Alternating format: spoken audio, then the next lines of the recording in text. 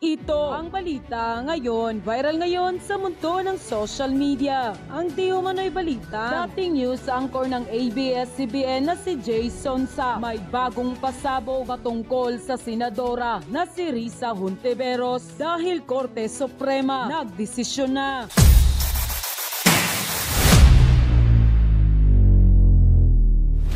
At ito na nga mga kababayan, matapos ang tila pagpupumilit ni Senator Risa Hontiveros na imbestigahan at padaluhin si Pastor Apollo Kibuloy sa pagdinig sa Senado, ay tila gumanti ang kapalaran dahil muli na namang naungkat ang isyong kinakaharap nito noon sa PhilHealth dahil tila binanata nito ng SMNI consultant na si Jay Sonsa. Ayon pa sa kanya, magaling yan sa propaganda si Senator Risa Hontiveros at ngayon lumabas na ang resulta. Nagkaroon na ng linaw ang Supreme Court na iligal at wala sa hulog at isa di umanong criminal act ang ginawa nila noong direktor pa ito ng PhilHealth dahil isa di umanong iligal ang pagbibigay nila ng birthday gifts sa kanilang sarili, mga Christmas bonus, certain month pay at kung ano-ano pang pay. Dagdag pa ni Jay Sonsa at pati di umano pagpapaganda nito. At kahit saang anggulo tignan, talagang hindi katanggap-tanggap ang laki ng halaga ng perang nawala sa pondo ng PhilHealth. At kung ating matatandaan noon, nila kwinisyon nila ang desisyon ng COA na mali ang paggastos nila sa pera ng PhilHealth. Kaya Korte nagbigay linaw na illegal di umano ang mga ginawa ni Senator Risa Hontiveros noong direktor pa ito ng nasabing ahensya. Ay ayon kay Jay Sonsa at ayon pa sa post ng Supreme Court sa pagtanggi sa petisyon ng PhilHealth, ipinasya ng Korte Suprema na ang fiscal autonomy na tinatamasa ng PhilHealth sa ilalim ng charter nito, Republic Act No. 7585 o ang National Health Insurance Act of 1995 hindi ganap at hindi maaaring maging tanging batayan para sa pagkakaloob ng mga benepisyo o mga allowance. Binigyang diin din ng Korte na ang kapangyarihan ng PhilHealth na ayusin ang mga sweldo at allowance ay napapailalim pa rin sa kaukulang mga alituntunan at patakaran na maaring ilabas ng Pangulo. Sa kasalukuyang kaso, natagpuan ng Korte na walang legal na batayan para sa pagbibigay ng mga hindi pinapayagang halaga. Ang pagbibigay ng transportation allowance at project completion incentive sa mga kontraktual na empleyado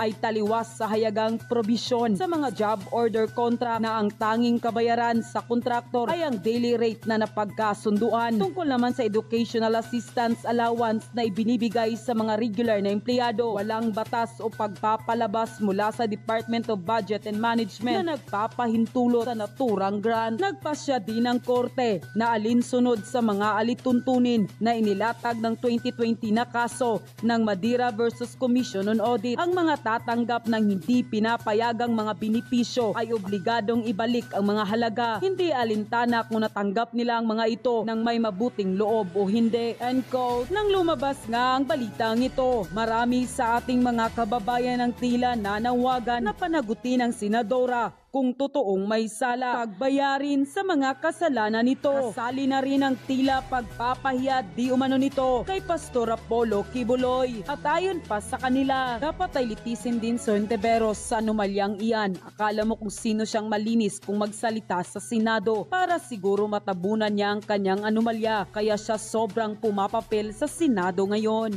Risa, ang galing mong magbintang kay Pastor Kibuloy, saying na may yumaman, pointing your fingers to Pastor. But now ikaw din yumaman din at naging senador pa through PhilHealth during your time as director. Siya dapat ang imbestigahan. Bilyones ang nilustay niya sa pondo ng PhilHealth. Dapat sa babaeng yan makulong. Di siya karapat dapat sa kanyang posisyon. Magbayad ang may sala at may court decision. Ang court sana may patupad at maparusahan ng may sala. Pera ng tao ang pera sa PhilHealth. Dapat makulong kung hindi niya bayaran yung pera ng taong bayan. Isa, wala ka ng kawala. Sana naman aksyonan ito ng mga mambabatas dahil marami na ang nag-aakusa at isa itong ahensya ng gobyerno na sangkot pa'y empleyado ng gobyerno. Alamin kung totoong may salang senadora. Ibigay sana nilang tunay na resulta at patunayan nilang kahit ano pa man ang iyong katayuan. Ang Pilipinas ay may batas na pantay sa lahat. Unquote. And maliban dito sa usapin ng pababago ng ating konstitusyon na Sir Jay, ay napag-usapan din itong Mindanao secession kung saan merong paglilinaw na ginawa ang ating Pangulo. Kasi after nung nagkaroon ng press briefing din, same na venue yata yun, napag-usapan na ano na lang, hiwalay na lang, magkaroon ng Mindanao Republic, nabuksan yung ideya, kumbaga. At after nun, sandamakmak na mga komento agad mula sa mga opisyal ng gobyerno, mga mambabatas ang nagbigay ng pahayag. Parang hindi nila nakuha mismo ang gustong iparating ng Pangulo kung bakit nabubuksan yung ganoong ideya. Kung saan sinasabi na laging huli, laging wala sa priority ang Mindanao. Ang sa kanila agad, unconstitutional, labag sa batas yan, hindi yan maganda. Walang sumagot na parang, oy, hindi namin nakakalimutan ng Mindanao, bubuhusan namin yan ng mga proyekto, bubuhusan namin, hindi na namin makakalimutan yan. Sir Jen, anong tugon mo rito? Alam mo, born out of frustration ang maraming yan eh. Number one, unang-una hindi bago yung intention to hindi tayo naasikaso ng Imperial Manila eh. Mabuti pa siguro magsarili na tayo. At hindi mo maialis yun, no? May mga ganun talagang school of thoughts na kasi kung tutingnan mo, hindi, I may be wrong, no? Pero sa mga pag-aaral kasi, tayo ang nagbibigay ng malaking bagay para sa buong bansa, no? In terms of income, lahat ng mga minerals, mga natural resources, nandito lahat sa Mindanao. Pagkatapos, palagi na lang tayong kulilat sa kapareho niyan. Biglang hindi natuloy yung Mindanao Rail. Hindi natuloy yung ibang proyekto. Palaging ganun ang nangyayari. So, ang tao hindi mo masisisi ngayon. Siguro mas maiging tayo na lang kasi at least yung income ng Mindanao para sa Mindanao. Ako, for one, I like the idea. Kasi unang-una,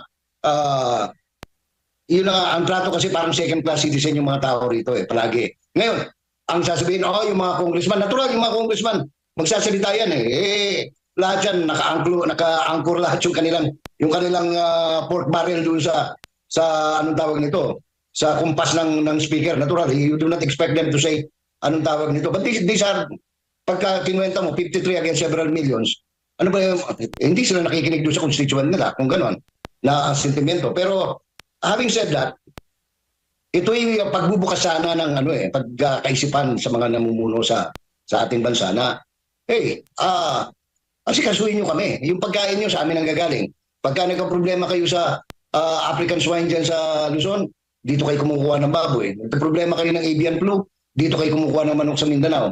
Naubusan kayo ng bigas, dito pa rin ang gagaling sa Mindanao. Di ba? Yung mga gold na yung mga opisina, bagaman sa Makati, nasa BGC, lahat ng negosyo nila, nandiyan pa rin sa North Davao Mining. Yung anong tawag nito, yung mga pineapple, yung mga saging, lahat yan dito sa Mindanao nanggagaling. Ang dami, baka dito nanggagaling.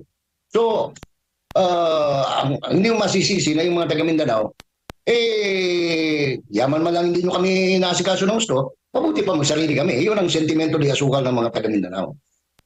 Sir Jay, consistent ba ang Pangulo sa kanyang mga previous na mga ng dating Pangulo Rodrigo Duterte, sa kanyang mga previous na mga pronouncement, lalo na nung binanggit niya last Sunday na walang big error ang si Pangulong Bongbong Marcos? Hindi kita naulinig. Consistent ba si dating Pangulong Rodrigo Duterte sa kanyang mga pahayag nang nabanggit niya last Sunday na walang big error na-commit pa sa kasalukuyan si Pangulong Bongbong Marcos? Oo, walang pinagkalayo yan doon sa panahon ni Pinoy. Si Pinoy walang big error, pero yung mga tao niya sa baba, puro erroneous. Ganun din naman. Kung titingnan natin talaga, si President Marcos, wala pang ginagawang malaking problema, malaking pakapalpakan. Ang problema, yung mga nasa yung mga subalterns niya, ang dami ng error, no? Kapareho niyan, bigas, asukal, sibuyas, lahat yan. Meron maraming error. Pero si Marcos per se, wala pa. Unless ma-pinpoint in the final analysis na siyang kapural nitong PI na politician initiative. Siguro yun ang magiging malaking error niya, no? Ang saka, kung meron mang error, ewan ko kung error na matatawag yan, yung hindi niya kayang kantihin yung mga tao niya, ang dami ng reklamo. Ayaw niya sabihin na, tumahimik kayo. Ayaw na ng tao ng ganyan. Yung gano'n, malayo doon sa kung nakagisa mo kasi yung tatay niya, yun, ano merong gagawa yung mga tao. Pero pag once na narinig niya na ayaw ng tao sa ginagawa ng mga ministro niya, ng mga alter ego niya, kumukumpas yung matanda, yung yumao. Na, oy, tumahimik kayo, mali yan, ayaw ng tao na yan, yung ganon. Ito kasi yun ang nakikita, yun ang impression ng tao ang dami ng palpak, bakit pinababayaan ni President Bongbong yan na ganyan ang mangyari? Abi naman ng mga malilikot ang pag-iisip ng mga netizen, kaya daw walang nakitang big error si dating Pangulong Rodrigo Duterte. Kasi wala naman daw trabaho. Wala naman daw na trabaho, kaya walang big error. Grabe naman kayo, mga kababayan. Kung alam mo, kung hindi mo malis din yun. Kasi Umayon din si Sir Jay. pagka umikot ka, ano bang, lalo na kung nagbabaylan ka, pagdating mo ng Samal, dati parang sungkaan lang yung daan. Ngayon, hindi na, parang burug-burug na mukha na mas dumami pa. Ang hirap mo ng mga nagbabaylan. Kasi noon, nung panahon ni Villar, yung siya pang DPWH Secretary, konting problema, inaayos kagad How about... So yung nagsasapan ng comparison How about dati, example na lang. Opo. Yung panahon hindi, ayaw mo natin mag-compare sana ng Duterte at Marcos, Pero yung estilo ng pagpapatakbo ng gobyerno, yung si Duterte kasi pag sinabi niya, ayusin yung kalsada, ganun na yun. Magtrabaho ka. Pag hindi ka nagtrabaho, may problema ka malaki, So, yun ang hinahanap ng tao kasi ngayon, kapareho ngayon. Naglipanan na naman yung mga anong tawag nito? Yung mga nagbebenta ng droga, yung mga krimen. Bagamat palaging ang problema kasi, yung PCO, Presidential Communication Office, iba yung press release, iba yung nangyayari sa totoong buhay. Detached po ba? Detached? Malayo Kapareho niya, sasabihin nila, meron ng employment na DTI, sinabi ganito. Ang hilig nila sa ganun pero pag tingnan mo, wala namang job availability. Sinasabi nila, eto na ang nalikom ni Presidente, ilang bilyon na pledges. Pledges, hindi mo kailangan ipangalandakan yung pledges. Ang gustong makita ng tao, ano ba yung talaga actual foreign direct investment? Kahit na bumiyahe lang ng isang beses ang Presidente, nakakuha siya ng 1 billion, kinabukasan na yan. Nagbukas ng kumpanya. Alam ng tao, totoo yun. Pero pag pledges lang, parang parang kanta ni Bobot Mortis, my pledge of love cannot be broken, pero broken na siya. Opo. How about Sir Jay, dito naman sa consistency ng mga pahayag ng kasalukuyang Pangulo natin, Bongbong Marcos, kasi wala bang mga political accommodation lang din na ginagawa, lalo na dito sa usapin sa Chacha, kasi dati sinabi rin niya na wala sa kanyang priority. Pero biglang sulpot itong People's Initiative at wala naman siyang gaanong pagtutol talaga directly na pahayag doon sa kontrobersyal na People's Initiative kung saan doon nakalagay doon na tinatanggalan ng kapangyarihan ang Senado. Yung tungkol sa pagbabago ng isip, ako wala akong problema ron. Marahil doon, at that time na binanggit niya yon, nakita niya na talagang walang priority, Ngayon siguro dahil sa pag-iikot niya, pag-abroad niya, isa sa mga feedback na sinasabi yung limitations on ownership, etc., is an obstacle for foreign direct investment. That's why nakita niya, sige, kailangan natin sigurong baguhin yung susugan yung saligang batas. Kasi hindi naman, wala namang ang gobyerno dapat nakikinig ka kung ano yung kailangan. So let us not fault the president for changing his mind, Pero yun na nga, hindi kasi malinaw hindi ko alam kung bakit patago yung susog sa saligang batas, yung amyenda. Kasi kung sinabi mo, mga kaibigan, hindi man siya, it doesn't have to be the president himself.